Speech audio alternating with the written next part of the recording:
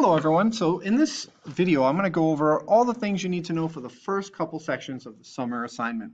We're going to do this in stages, starting with the equations of lines. So our first notes are going to start with section 01, equations of a line. The slope formula you're going to use is going to be anytime you get two coordinates, you're going to use this formula here, which is m equals y2 minus y1 over x2 minus x1. As you can see, I've already taken the liberty of labeling each one of these terms. So 8 is x, negative 2 is y. This negative 4 is the second x, that's what that 2 means, and then the second y. The second y is 6.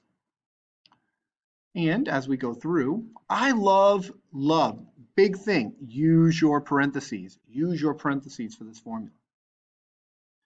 So as we use the parentheses for this formula, the first one is y2, and that would be this 6. The second y is over here, so it's negative 2. Notice how we use parentheses, very key. It's going to come in clutch in just one moment. The first x is over here, so that's going to be 8. The second x is going to be negative 4, and the first x is going to be 8. Now we rewrite everything without parentheses. A negative and a negative is a positive. And we have a negative 12. So the final answer is going to be 8 over negative 12, but can be reduced. How do you reduce it? Negative 2 over 3 is the final answer. So the slope of this line for these 2 points is negative 2 over 3. And what that means is that if you were ever to graph this line,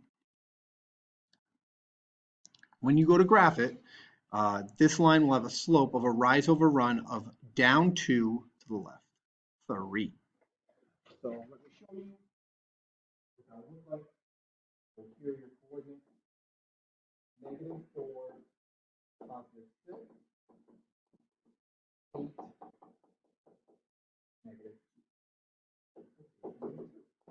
Now if you were to connect these two lines, the slope of this line ends up being a slope of down 2 to the right 3. And just repeat it,